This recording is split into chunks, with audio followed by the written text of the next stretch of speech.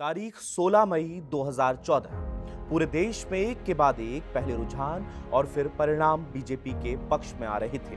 हिंदुस्तान के हर शहर में एक ही नारा, एक ही नाम लगाया जा रहा था, नरेंद्र दामोदर दास मोदी का। यूपी में बीजेपी ने 80 में से 73 सीटों पर जीत दर्ज की थी।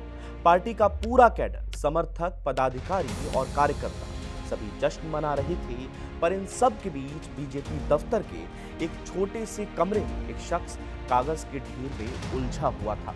खुद से सवाल कर रहा था कि 7 सीटों पर फैसला खिलाफ में कैसे आया।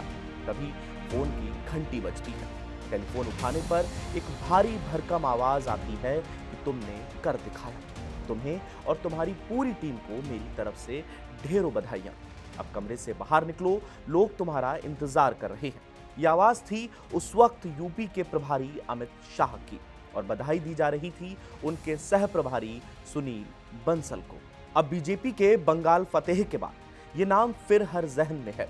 इस बात की चर्चा कम है कि बंगाल का अगला मुख्यमंत्री कौन होगा, और इस बात की ज्यादा कि आखिर इस जीत का शिल्पकार कौन है। दरअसल मिशन बंगाल बीजेपी के लिए बिल्कुल आसान नहीं था।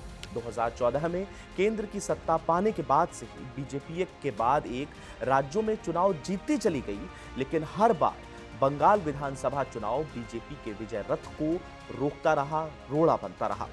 पहले 2016, फिर 2021, लेकिन इस बार बंगाल में बीजेपी का पूरा इलेक्शन मैनेजमेंट सुनील बंसल के हाथों में था।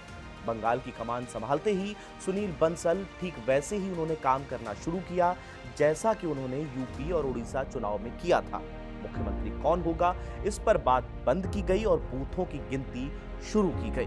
बंगाल के 80,000 में से 65,000 बूथों पर बीजेपी ने अपनी कमेटी बना ली। देश की बाकी राष्ट्रीय पार्टियों की तरह बंगाल का चुनावी प्रबंधन दिल्ली से नहीं चल रहा था, बल्कि महीनों पहले इसे कोलकाता शिफ्ट कर दिया गया।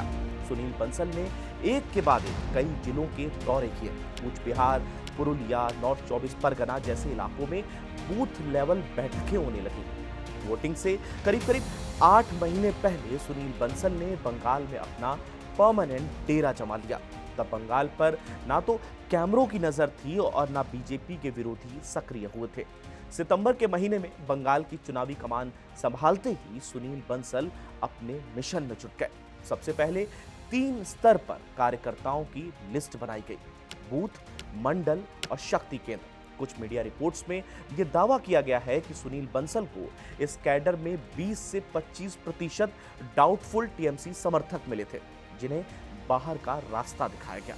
इसके बाद सुनील बंसल ने आरएसएस के प्रचारकों की एक टीम बनाई, जिसने बीजेपी के कामकाज और बांग्लादेश में हिंदुओं के खिलाफ होने वाले अत्याचार के वीडियो लोगों तक पहुंचाए। यहां एक और दिलचस्प बात है, ये सारा काम सुनील बंसल बंगाल के रहने वाले लोगों से ही करवा रहे थे, ताकि कहीं से भी टीएमसी का बाहरी और बंगाली वाला एजेंडा हावी ना हो सके। हालांकि ये पहली बार नहीं था जब सुनील बंसल ने पर्दे के पीछे रहकर ये कमाल किया हो। असंभव सा दिखने वाला उड़ीसा विधानसभा चुनाव के लिए 2024 में अमित शाह के साथ मिलकर रणनीति सुनील बंसल ने ही तैयार की थी। इसके पहले 2017 और 2022 यूपी चुनाव में भी सुनील बंसल का ही मैकेनिज्म बीजेपी के लिए काम कर रहा था। सियासी गलियारों में कहा जाता है कि यूपी में सुनील बंसल की कोई नहीं सुनता था, लेकिन एक चुनावी बैठक में अमित शाह ने कहा, ये जो बोल रहे हैं समझिए अमित शाह बोल रहा है। इसके बाद सुनील बंसल ने कभी पीछे मुड़कर नहीं देखा। अब बंसल दिल्ली में मौजूद है। बंगाल में विरोधी हैरान हैं, चुनाव आयोग पर आरोप लगा रहे हैं, लेकिन विरोधियों को ये सोचना चाहिए कि क्या उनके पास कोई ऐसा चेहरा है जो अनवरत बिना लाइट, कैमरा और एक्शन के संगठन के लिए अपनी पूरी ताकत झोंक सके। शुक्रिया। मेरा नाम है कावेंद्र चौहान और न्यूज लीडर के लिए ये रिपोर्ट तैयार की थी अभिषेक तिवारी ने। धन्यवाद।